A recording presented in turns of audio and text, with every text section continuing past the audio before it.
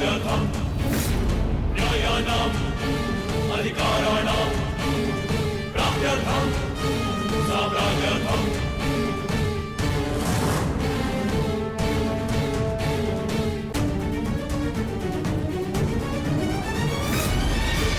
न्यायस्य अन्याये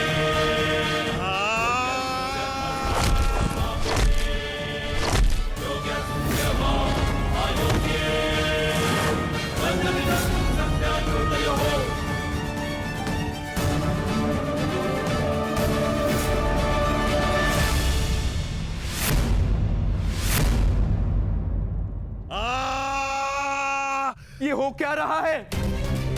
स्वयं स्वयं महाबली बलराम के होते हुए इस प्रकार नियम का उल्लंघन कैसे हो सकता है?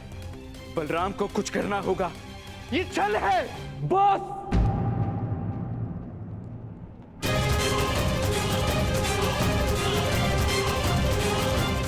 नियम भंग हुआ है।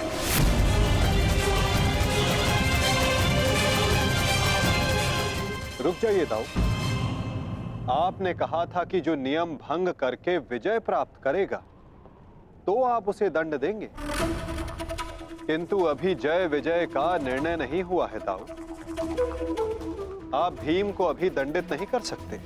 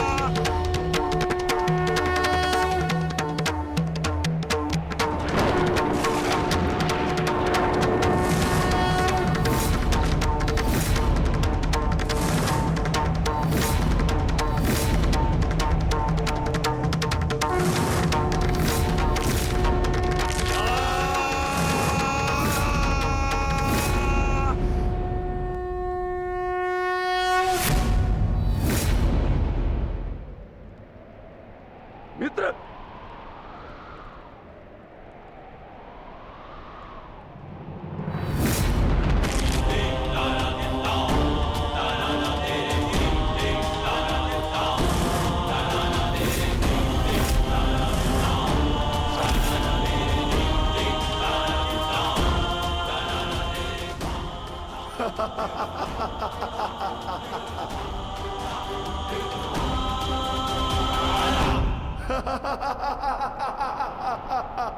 अंत हो गया, अधर्म का अंत हो गया।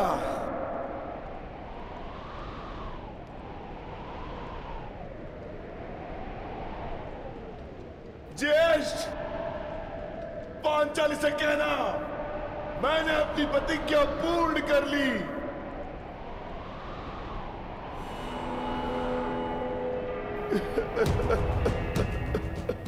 मैंने अपनी प्रतिज्ञा पूर्ण कर ली, पूर्ण कर ली, पूर्ण कर ली। ये 100 हाथी के बल वाला भीम 100 भ्राताओं का हत्यारा बन बैठा।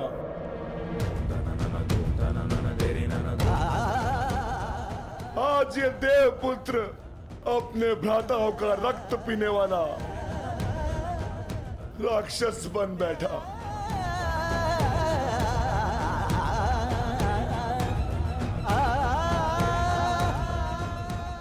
मैंने अपनी प्रतिज्ञा पूर्ण कर ली पांचाली।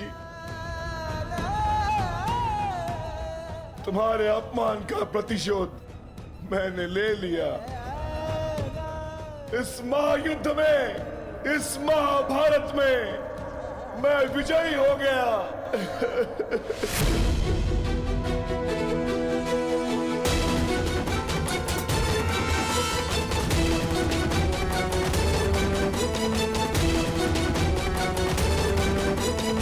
इस महायुद्ध में, इस महाभारत में मैं विजयी हो गया।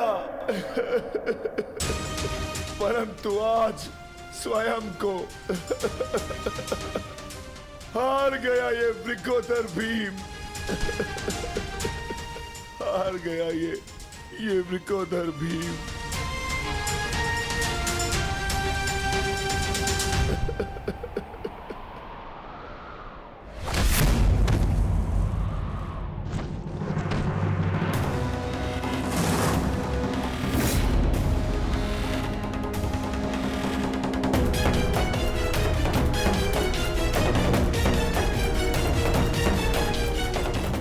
मैंने कहा था ना भीम, यदि किसी ने नियम तोड़कर विजय पाई तो मैं स्वयं उसके प्राण हर लूंगा।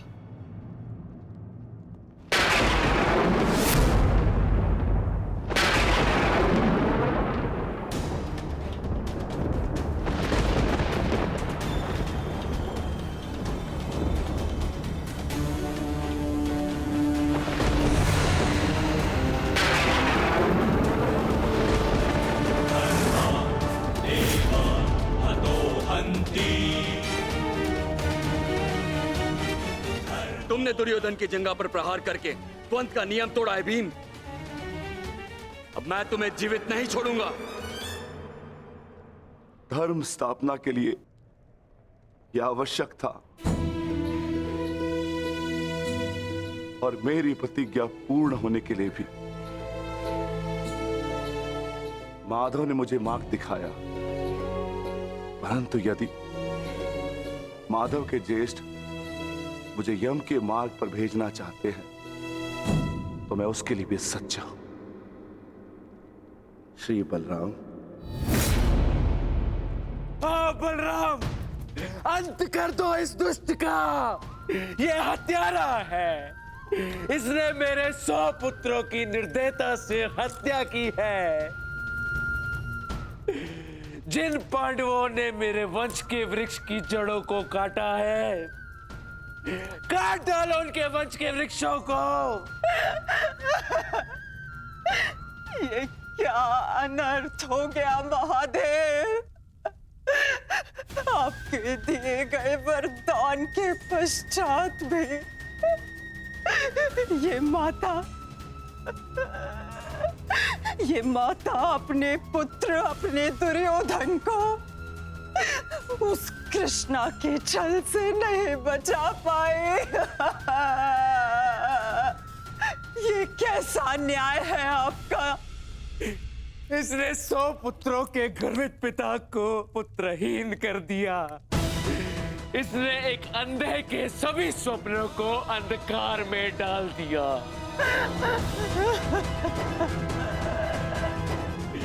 अंत कर दो इसका। मार डालो इसको अंदर। यदि मुझे कोई तर्पण करने वाला जीवित नहीं तो इनका तर्पण करने वाला भी शेष नहीं होना चाहिए।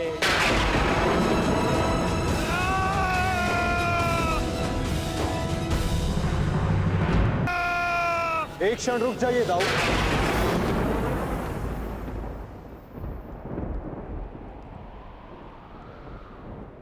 नहीं कान्हा, अब मत रोकना मुझे। अब मैं बंदित नहीं हूं। मैं अधर्म को तो नहीं रोक पाया, परंतु अधर्मी का नाश अवश्य करूंगा।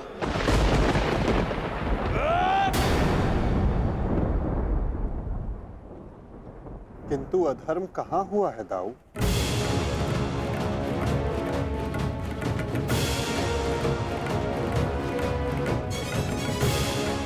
भीम ने नियम भंग करते हुए दुर्योधन की जंघा पर प्रहार किया। क्या यह अधर्म नहीं? तुमने स्वयं अपनी आंखों से देखा है कान्हा, फिर भी तुम मुझसे प्रश्न कर रहे हो? हाँ दाऊ, क्योंकि ये प्रश्न उचित है।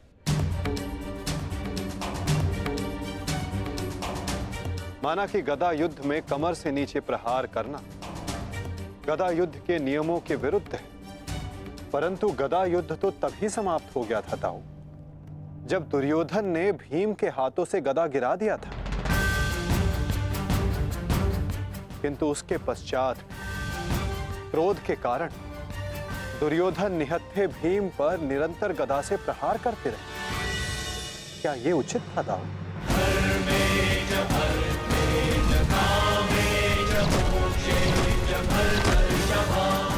नियम तो दुर्योधन ने तोड़ा था, विकोदर भीम ने तो केवल आत्मरक्षा का प्रयास किया था, जिसके कारण विकोदर को विवश होकर दुर्योधन की जंघा पर प्रहार करना पड़ा।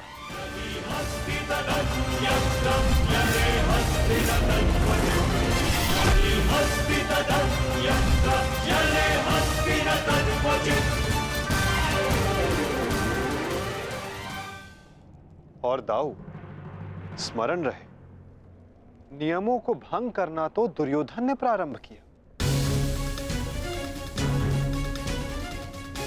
दाऊ, जब दो योद्धा आपस में युद्ध करते हैं तो वो एक दूसरे को उकसाते हैं, किंतु किसी की कुल वधू का मान मध्य में लाना और उसका अपमान करना क्षमा योग्य नहीं होता है दाऊ। आप क्या चाहते थे दाऊ? कि दुर्योधन इस युद्ध में विजयी हो जाए और पांचाली को अपनी जंघा पर बैठा।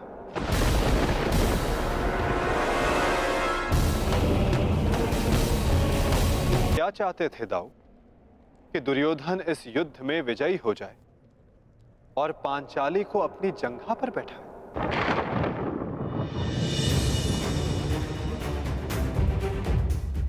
क्या ये नियम होता? क्या ये धर्म होता दाऊ?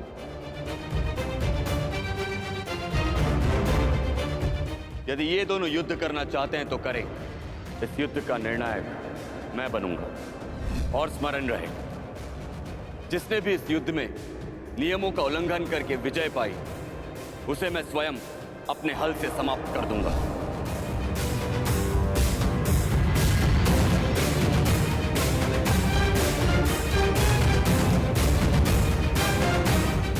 जो हुआ था वही नियति थी और वही धर्म के हित में की गई नीति था। और यदि फिर भी आपको ऐसा लगता है कि इस द्वंद्व में आपके समक्ष अधर्म हुआ है,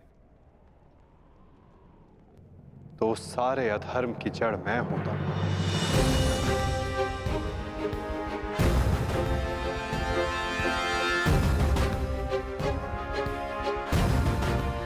तो पहले मेरा संहार कीजिए दाऊ। मैं इस दंड के लिए प्रस्तुत हूं।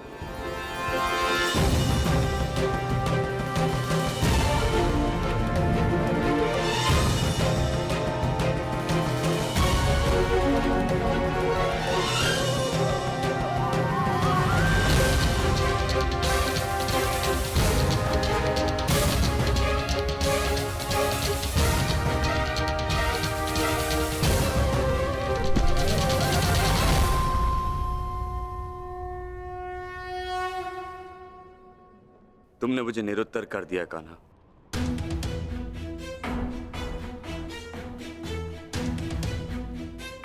परंतु निराश मैं अभी भी हूं। भले ही दुर्योधन हार गया, परंतु मेरी दृष्टि में आज भी वो मेरे पश्चात संसार का सर्वश्रेष्ठ गदाधारी रहेगा।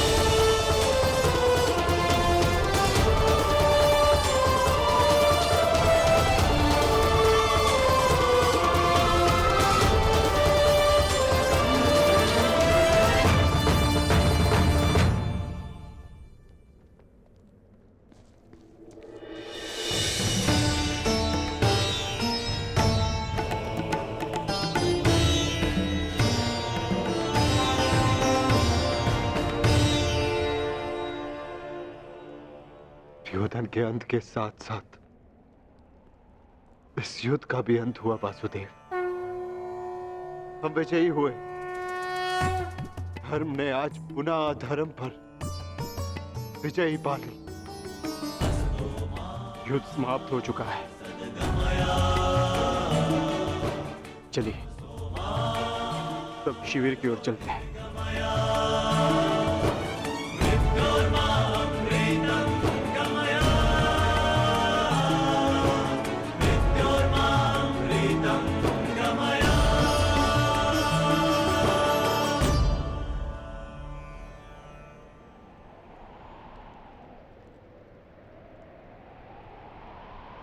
युद्ध अभी शेष है धर्मराज।